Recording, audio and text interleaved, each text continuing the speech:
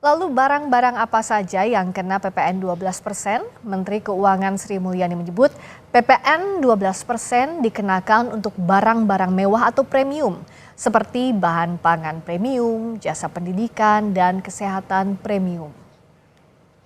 Seperti daging sapi tapi yang premium, Wagyu, Kobe yang harganya bisa di atas 2,5 bahkan 3 juta per kilonya. Sementara daging yang dinikmati masyarakat secara umum berkisar 50 sampai 200 ribu per kilo, dia tidak dikenakan PPN.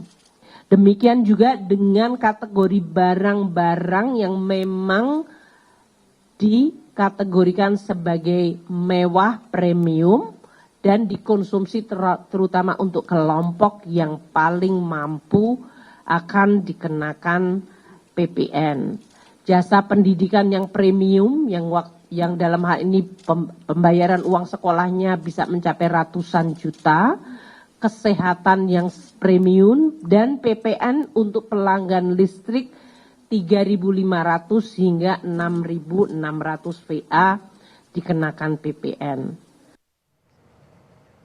Pemerintah memutuskan sejumlah barang dan jasa akan dikenakan tarif PPN 12%, antara lain beras dalam kategori premium, buah-buahan premium, daging sapi premium yang berharga jutaan 1 kilogramnya, biaya listrik untuk rumah tangga yang menggunakan daya hingga 3.500 sampai 6.600 volt ampere. Selain itu, juga jasa pendidikan berstandar internasional, serta rumah sakit kelas VIP atau berstandar premium. Pemerintah juga menggelontorkan anggaran sebesar Rp265,6 triliun untuk program insentif PPN pada tahun 2025. Menteri Keuangan Sri Mulyani menyatakan kebijakan insentif PPN 12% untuk melindungi daya beli masyarakat dan UMKM. Sri Mulyani menegaskan insentif PPN 12% mayoritas akan dinikmati sektor rumah tangga. Insentif PPN 12% diberikan dalam bentuk pembebasan PPN bahan makanan, pembebasan PPN sektor transportasi, pembebasan PPN jasa pendidikan dan kesehatan, pembebasan PPN listrik dan air, serta insentif-insentif untuk UMKM. PPN sendiri mengambil Rp265,6 triliun. Jadi kalau kita lihat insentif perpajakan 2025, mayoritas adalah dinikmati oleh rumah tangga 47% atau 209,5 triliun masyarakat rumah tangga terbebas dari PPN atau dikurangi beban PPN-nya.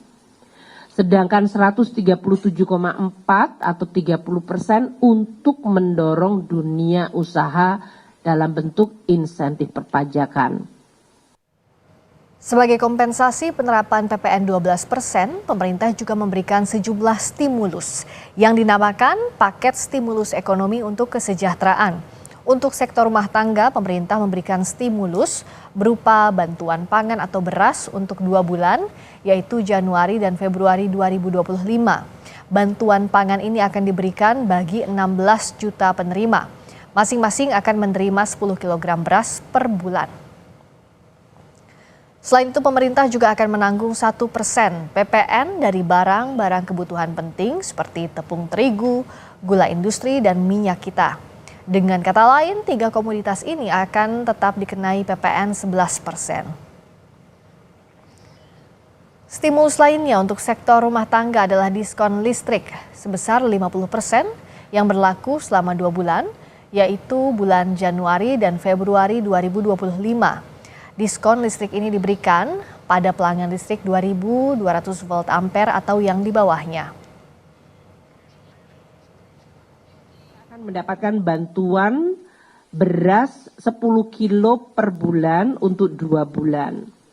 Untuk konsumsi karena barang yang banyak digunakan masyarakat terigu, gula industri, minyak kita, kenaikan 12%-nya menjadi 12, 1%-nya tetap ditanggung pemerintah sehingga mereka tidak mengalami kenaikan PPN 11 dari 11% sekarang ini.